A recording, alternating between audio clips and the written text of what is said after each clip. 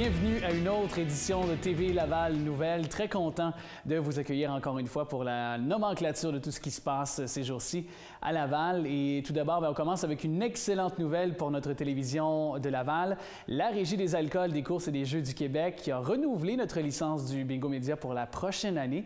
N'oubliez pas que le Bingo TV Laval est diffusé tous les dimanches, c'est à 9h30 au Canal 9 sur Vidéotron. Le pire s'est confirmé la semaine dernière. Le corps de la femme retrouvé dans la rivière des Mille-Îles et la mère du poupon décédée sur la 57e avenue à Laval-Ouest. Ce sont des marcheurs qui avaient fait la macabre découverte vers 9 h et alerté les autorités lors de cette journée. Et une heure plus tard, à son domicile, le père du petit garçon d'1 mois le retrouvait en arrêt cardio-respiratoire. Des manœuvres de réanimation qui avaient été tentées, mais sans succès. Et pour le moment, les policiers n'avancent pas la thèse du drame familial puisque des autopsies devront être pratiquées sur les deux corps pour déterminer les causes de ces décès. Et quant au père, il collabore pleinement avec les enquêteurs. Alors vraiment, triste nouvelle que nous allons suivre pour vous, c'est certain. Perquisition dans Saint-François maintenant en frappant 2 adresses dans l'est de l'île Jésus et Lanaudière. Une cinquantaine de policiers de Laval et de la Sûreté du Québec qui ont arrêté 5 individus et saisi 350 plants de marijuana, en plus de d'autres items qui devraient rendre l'affaire plus importante encore. Visant d'abord le trafic de stupéfiants, l'opération policière s'est déployée dans la matinée du jeudi 7 avril, autant sur la rue Romain, près de la montée du Moulin, dans Saint-François, que du côté de la municipalité de Chertsey. Les 5 suspects interpellés sont toujours détenus. Au moins 3 d'entre eux ont comparu tôt le vendredi 8 avril sous des chefs d'accusation comprenant, entre autres, possession et trafic de stupéfiants. On sait qu'une carabine a été trouvée dans la résidence tout en ignorant si d'autres accusations seront portées en ce sens. Autre dossier, bien sûr, que nous allons suivre. Des voleurs de courrier, 3 personnes qui seraient à l'origine du vol de courrier touchant des centaines de citoyens de Montréal et de la Rive-Nord qui ont été arrêtés. C'est ce qu'ont annoncé les policiers de Laval vendredi le 8 avril dernier. Les suspects ont été interpellés pendant une opération antidrogue qui a eu lieu la veille, le 7 avril, dans le quartier Saint-François et à Chertsey, justement, et dans Lanaudière. Et en tout, une cinquantaine de policiers de Laval et de la Sûreté du Québec qui ont pris part aux perquisitions. Et selon les policiers, les vols de courrier auraient eu lieu dans environ 75 édifices à logements multiples de Laval, de Montréal et de la Couronne-Nord. Et seulement à Laval, au moins 500 citoyens ont été touchés par ces vols, dit-on. Et Jean-Marc Morancy, Kevin Paul Gay et Audrey Vallée, âgés respectivement de 36, 27 et 21 ans, qui font face à des accusations de vol de courrier, d'introduction par effraction, de méfaits, de complot et de possession d'outils de cambriolage. Un fraudeur de tabac doit rembourser Revenu Québec. Oui, et vraiment quand même une somme assez importante. Gabriel Céleste a 4 mois pour remettre 140 000 $ à Revenu Québec après avoir été reconnu coupable d'infractions liées à la contrebande de tabac.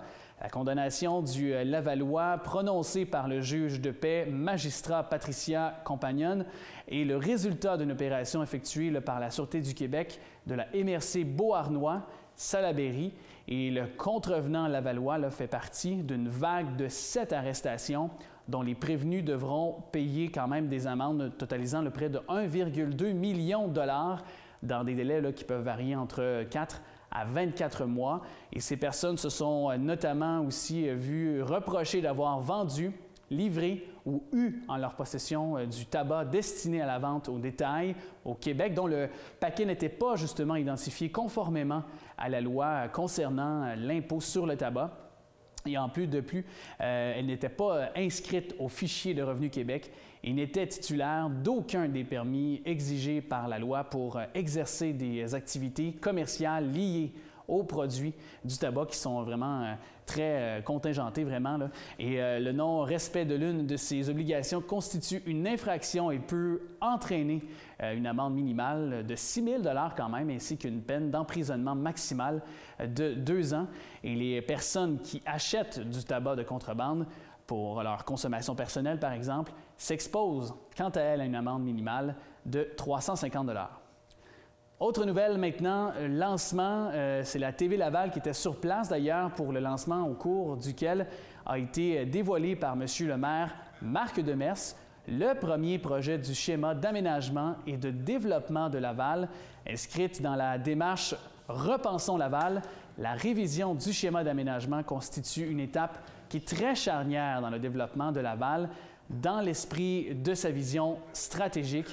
Évidemment, toute une belle nouvelle et vous pourrez le constater au fur et à mesure des prochaines semaines parce qu'évidemment, le conseil municipal de Laval va déployer plusieurs activités, plusieurs efforts pour faire la promotion de ce nouveau projet, de ce nouveau développement.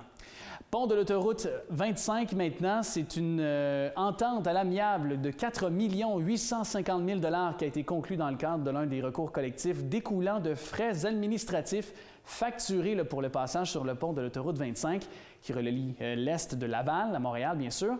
Et en février, l'Union des consommateurs a conclu une entente de règlement avec Concession A25 qui gère le nouveau pont et le procureur général du Québec. Et selon cette entente, qui doit encore être approuvée par la Cour supérieure, les automobilistes sans transpondeur qui ont utilisé le pont dès son ouverture, dis-je bien, soit le 21 mai 2011 et jusqu'à réception de la première facture recevront 7,50 $ par passage. Et ceux qui l'ont utilisé à partir de l'installation des panneaux temporaires indiquant les frais administratifs, soit le 22 août 2011 toujours, recevront 1,50 $ par passage. Alors, la cliente qui est très contente de ce recours de l'entente a déclaré en entrevue Maître Pierre Boivin, l'un des avocats au dossier. Et le recours intenté en 2011 était au bénéfice de tous ceux qui ont emprunté le pont de l'autoroute 25 et qui ont eu la surprise d'avoir à payer des frais administratifs qui avaient été ajoutés au prix annoncé.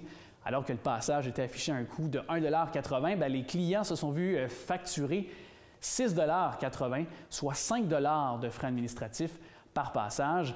Et selon l'Union des consommateurs, ces frais n'étaient mentionnés nulle part sur les panneaux de signalisation menant au pont.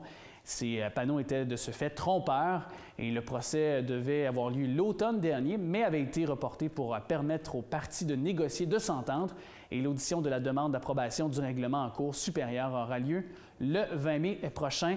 Et toujours en rapportant les propos de Maître Boivin, qui indique que le processus de paiement aux automobilistes doit être simple et pourra être réglé quelques mois après l'approbation du règlement par la Cour.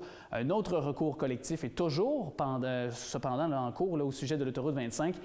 Il concerne toutefois les automobilistes qui seraient munis d'un transpondeur. Alors évidemment, ça aussi c'est une autre chose qu'on va surveiller de près pour vous.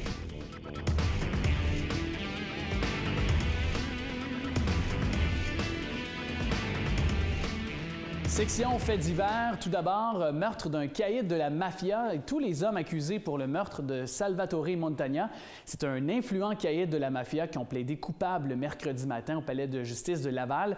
Et 6 d'entre eux, Vittorio Mirarci, Jack Simpson, Calogero Miliotto, Pietro Magistrale et Steven Daddario et Steven Fracas, qui ont plaidé coupables devant le juge André Vincent, la moindre des 2 accusations portées contre eux, complot pour meurtre. Ils étaient aussi accusés de meurtre. Et un 7e homme, Felice Racaniello, qui a pour sa part plaidé coupable une accusation de complicité après les faits. Et ce dénouement survient après des discussions, entre la couronne et la défense. Les hommes seront de retour en cour le 10 juin pour les représentations sur sentence. Le complot pour meurtre peut entraîner une peine d'emprisonnement, rappelons-le, à perpétuité. Vraiment, grosse histoire, ça aussi. Électrisation et chute de 20 pieds. C'est un travailleur d'une entreprise de porte de garage qui l'a échappé belle alors qu'il tentait de réparer et entretenir le moteur d'une porte à l'intérieur du commerce situé au 4503 rang Saint-Elzéar-Est, près de la montée Saint-François. L'incident s'est produit dans la matinée du 4 avril. Après une électrisation, l'employé est tombé 20 pieds plus bas et les pompiers qui sont arrivés sur les lieux à 9h23, soit 8 minutes après l'appel au 911 en assistance pour cet accident de travail. Et rapidement, les ambulanciers d'urgence santé ont été réclamés pour transporter l'accidenté en centre hospitalier. On ne craignait alors aucunement pour sa vie. Alors, de la chance dans sa malchance, si vous le voulez. L'enquête qui a été confiée à la Commission des normes de l'équité, de la santé et de la sécurité du travail, soit la CSST. Dans Chemédé, c'est une prise électrique défectueuse qui a causé un branle-bas de combat, c'est le cas de le dire, hier dans un triplex situé au 980 avenue Haussmann, près des boulevards Curie-Labelle et Notre-Dame. Le mardi 12 avril dernier, donc, le propriétaire de l'endroit qui a contacté le centre d'appel d'urgence 911 à 23 h et l'opérateur a aussitôt demandé que le bâtiment soit évacué par l'ensemble de ses locataires. Et à l'arrivée de la première de 6 unités dépêchées sur les lieux, soit 19 pompiers, rien n'était apparent de l'extérieur.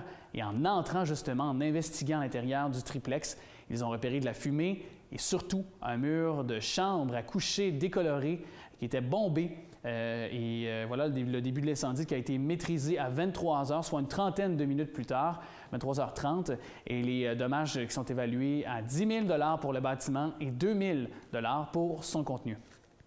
Un autre incendie, celui du nettoyeur Souvenir, en raison du nombre impressionnant de produits nettoyants, notamment certains acides, s'étant trouvés sur place. Le service de sécurité incendie qui a fait face à une situation complexe pour déterminer la cause exacte de l'incendie ayant ravagé le nettoyeur Souvenir au début du mois d'avril, surtout causé par la fumée. Les dégâts du commerce sont quand même considérables. Il s'élève à environ 150 000 pour le bâtiment et 100 000 pour son contenu. Les activités des autres commerces qui ont repris, alors que celles du nettoyeur, évidemment, ont été suspendues jusqu'à la fin de cette enquête pour déterminer la raison de l'incendie. Précisons que cette place commerciale compte un dépanneur, un salon de coiffure, un centre d'esthétisme, un salon de bronzage et un restaurant, en plus du nettoyeur où on retrouve donc le foyer du sinistre. Et toujours en vous parlant de faits divers, un salon de massage qui dérange dans un secteur familial. La ville de Laval qui a déposé une plainte à l'encontre du salon érotique Aria Massage qui jouxte la Maison des jeunes de l'Est de Laval et se situe à moins de 150 mètres de l'école primaire L'Envol, boulevard de la Concorde-Est, c'est dans Duvernay. Une plainte citoyenne adressée alors que la Maison des jeunes de l'Est de Laval complétait son propre dossier en janvier avec l'appui de l'école L'Envol aurait résulté en cette requête déposée le 15 mars dernier par la ville de Laval. On reproche aux propriétaires, notamment Charambalos Catelenos, dit Harry, de contrevenir au règlement de zonage en tenant un établissement à caractère érotique sous le couvert d'un salon de massage. Et le commerce érotique est immatriculé donc depuis le 19 février 2013 au 3610 boulevard de la Concorde-Est. La Maison des jeunes se trouvait déjà sur place depuis près de 10 ans déjà.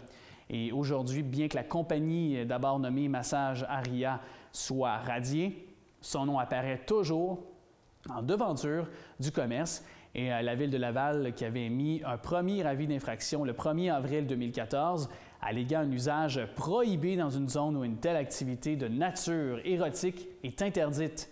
L'établissement avait 15 jours pour cesser ce type d'activité. Des masseuses avaient même écopé d'avis d'infraction n'ayant pas de permis ou n'étant pas vêtues selon les exigences du règlement qui sont en cause justement. Et l'administration municipale réclame maintenant à la Cour d'ordonner tout simplement la cessation de tout usage mercantile à caractère érotique de ces locaux qui sont donc discrètement nichés dans une bâtisse commerciale d'un secteur qui est bien entendu familial. Et on demande également l'autorisation de procéder aux inspections nécessaires du dimanche au samedi à toute heure du jour pour s'assurer que les directives pour ce salon de massage seront bel et bien respectées. Conduite dangereuse ayant causé la mort, la Sûreté du Québec de la MRC d'Antoine Labelle qui a procédé le 23 mars à l'arrestation d'un jeune homme de 19 ans de Laval au sujet d'un accident en route ayant causé la mort. Et c'est Charles-Antoine Géniard qui a comparu la même journée au palais de justice de Mont-Laurier. Il fait face à une accusation de conduite dangereuse causant la mort.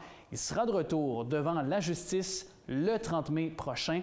Le suspect a perdu la maîtrise de son véhicule en route dans la nuit du 10 octobre 2014 dans le secteur Montée des Lacs-Noirs, c'est à Rivière-Rouge dans les Hautes-Laurentides. Et la passagère âgée de 17 ans a perdu la vie à la suite de cette collision. Donc, on suivra de très près ce dossier donc, qui devrait peut-être prendre son terme le 30 mai prochain. Col bleu congédiés, pas accusés, c'est les 2 cols bleus de la ville de Laval qui ont intimidé leurs collègues de travail pendant près de 10 ans, qui n'ont toujours pas été formellement accusés.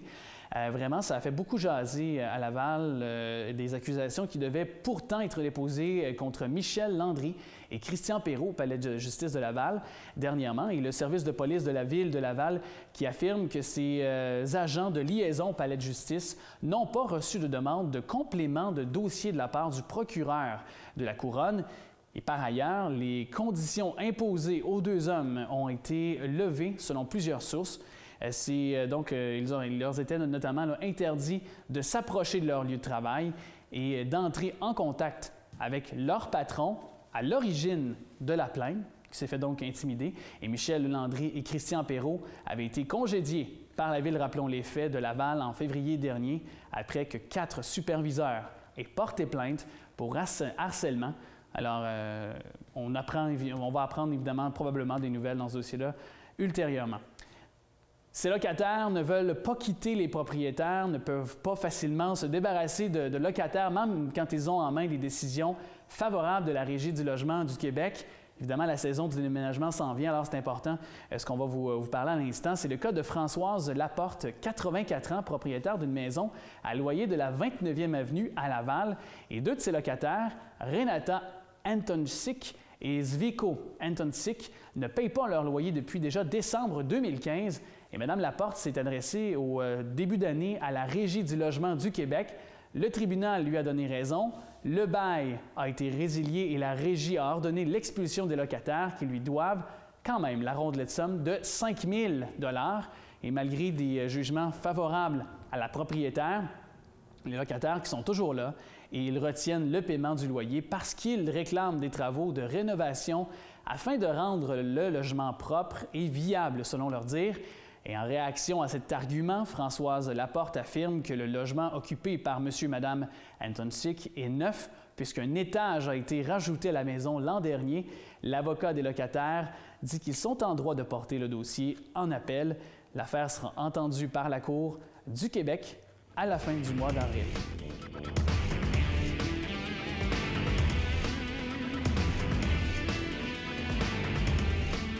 Vous savez, il y a des gens qui, dans leur métier, ça prend vraiment une vocation. Il faut avoir des nerfs d'acier pour pouvoir survivre à ce métier-là de façon quotidienne.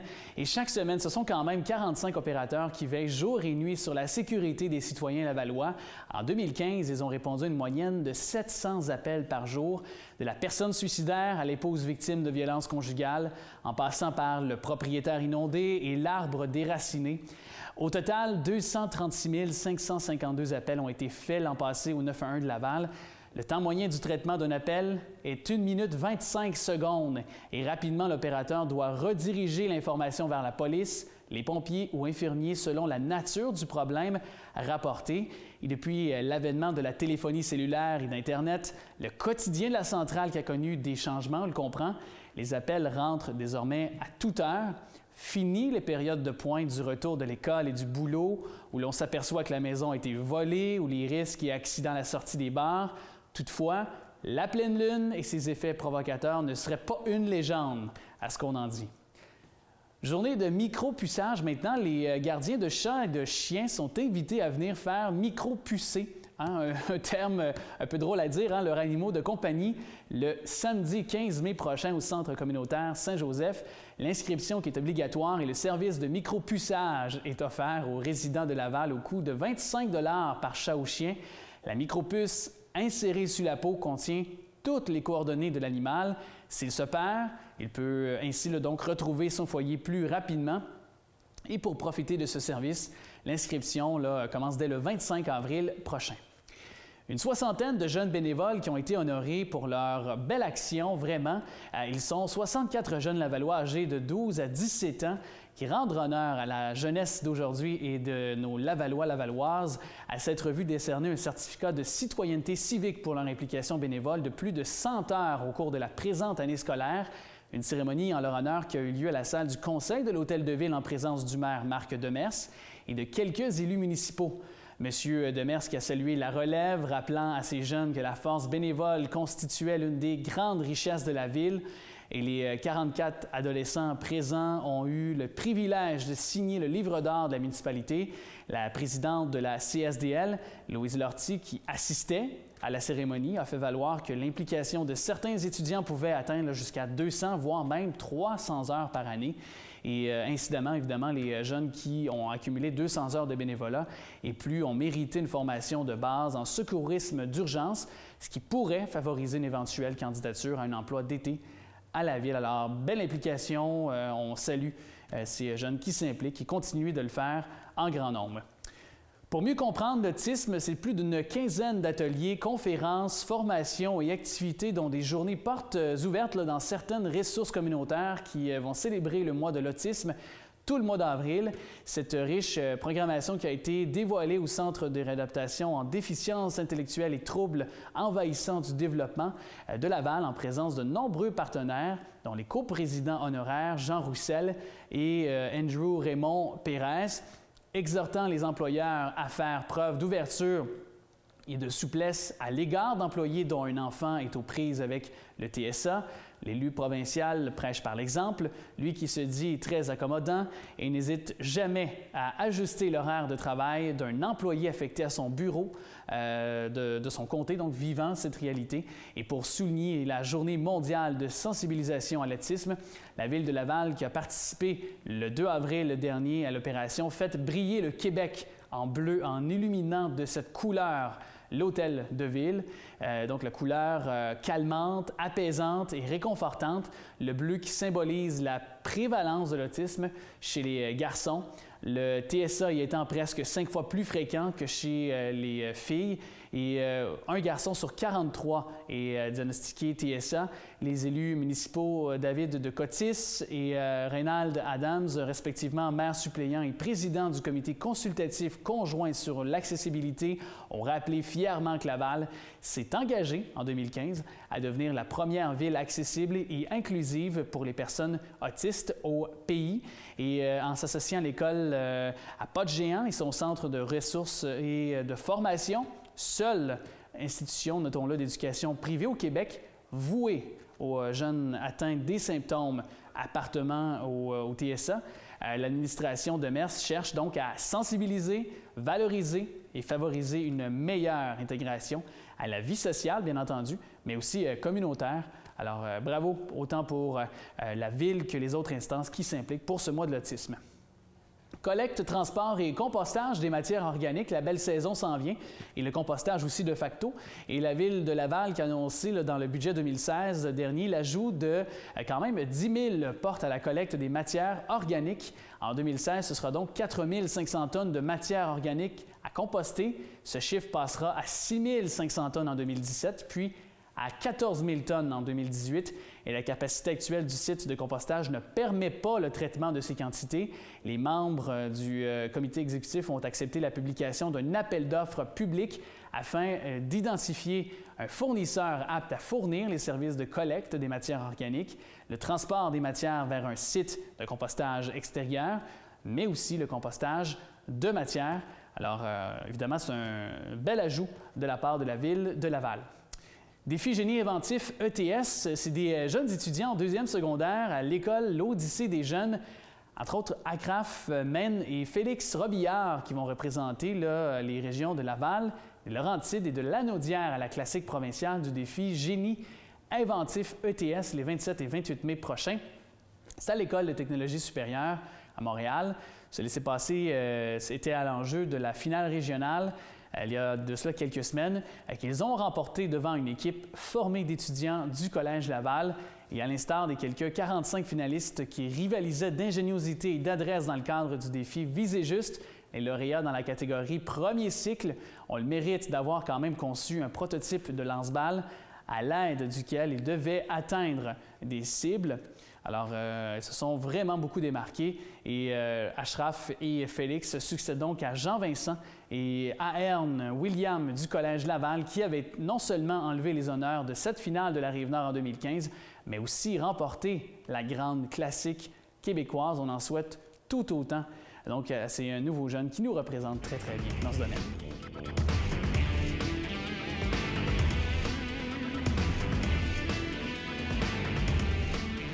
10 écoles secondaires lavalloises qui ont participé aux 14e finales régionales de secondaire en spectacle les 6 et 7 avril dernier à l'école Horizon Jeunesse, l'édition 2016 qui a permis de couronner 6 gagnants. Le lendemain, ce fut au tour du groupe de 12 danseurs de l'école Mont-de-la-Salle Steppers Stomp Crew, composé d'Emmanuel Valentin, Dave Michelot, Andrew Marseille, Elishka Pierre Lorville, Télissa Tanis, Claudia Eugène, Kevin Chinsouran, Yann Bassoula, Vashti Pierre Lorville, Neftali Julsus et Joanie Saint-Louis d'impressionner les juges, le pop band du Collège Le Tendre et Xavier Montestruc qui a chanté Le feu sauvage de l'amour a obtenu la faveur du jury dans la catégorie interprétation musique et c'est plus de 400 personnes qui ont assisté aux performances de ces jeunes artistes de la relève qui ont démontré leur talent sur scène dans différentes catégories, que ce soit en chant, danse, magie ou bien humour.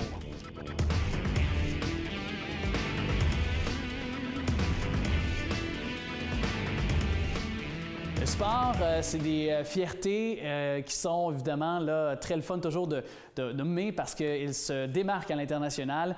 La très, très jolie Roseline Filion qui a remporté l'épreuve féminine à la tour de 10 mètres le 10 avril à la Coupe Canada de plongeon à Gatineau. La plongeuse lavalloise de 28 ans qui a accumulé là, quand même 377 points devancé les Japonaises Minami Itahashi et Nana Sasaki.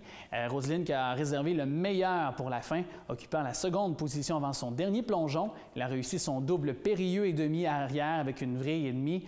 Elle a obtenu quand même une note évidemment très satisfaisante de 81,60. C'est ce saut qui lui a permis de devancer Itahashi. Or, à la tour, Roseline qui a uni ses efforts à ceux de Megan Benfetto pour rafler une première médaille d'or à la tour synchronisée la veille, le tandem qui a totalisé un pointage de 321,18, se hissant sur la plus haute marche de l'estrade d'honneur. Abel sur le podium aussi, Jennifer qui a remporté le pas moins de 3 médailles en fin de semaine dernière.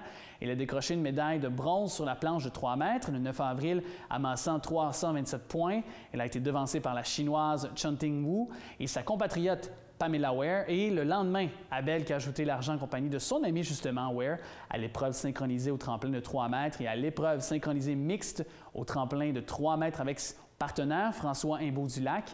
Abel et Ware qui ont obtenu 330 points, 300,30 points, dis-je bien, et ont été devancés là, par les Chinoises Cheng Tingwu et Xinhuan Xu. Alors, c'est de bel augure pour les Jeux olympiques de Rio qui s'amènent dans les prochains mois. Et justement, vers Rio, toujours pour plusieurs peut-être futurs Olympiens, c'est cette quête qui se poursuivait pour la Coupe Canada qui faisait partie des compétitions qui vont servir à déterminer la composition de l'équipe canadienne en route pour ces Jeux olympiques de l'été à venir. Et les plongeuses lavalloises participeront aux séries mondiales de plongeon de la FINA qui auront lieu à Windsor du 15 au 17 avril au Canada et à Kazan en Russie. C'est du 22 au 24 avril. Nous vous reviendrons dans les prochains bulletins d'information avec plus de détails à ce sujet. Le boxeur Lucian Boutet qui veut la ceinture. Lucian qui a prédit qu'il sera le nouveau champion du monde en conférence de presse. Le 1er avril dernier à Washington, il a tenu le même discours lors de sa rencontre avec les journalistes à Montréal, 5 jours plus tard. Et le pugiliste lavallois, qui a quand même à sa fiche 32 victoires, 3 défaites et 25 victoires par KO, se mesurera à Badou de Ripper Jack, détenteur de la ceinture WBC des super moyens, le 30 avril au DC Armory de Washington. Même si la confiance de retourner au sommet et de vaincre Badou Jack grâce à son expérience, sa vitesse, le Lavallois se méfie quand même de son rival. C'est ce qu'il a dévoilé en conférence de presse. Boutet complétera son camp d'entraînement à Montréal au cours des prochains jours avant de se diriger vers Washington le 25 ou le 26 avril. Et depuis son dur revers contre Carl Froch en 2012, Boutet qui n'a gagné que 2 de ses 4 combats. Il s'est incliné contre Jean Pascal en 2014 dans un combat où la ceinture NABF des mi-moyens est à l'enjeu. Et ensuite, contre De Gale. Alors, on surveillera les faits et gestes de, bien sûr, Lucian Boutet. C'est tout ce qui, évidemment, comportait ce bulletin d'information hebdomadaire. Évidemment, je vous invite à être présent lors d'une prochaine édition du TV Laval Nouvelles. Je vous dis à bientôt.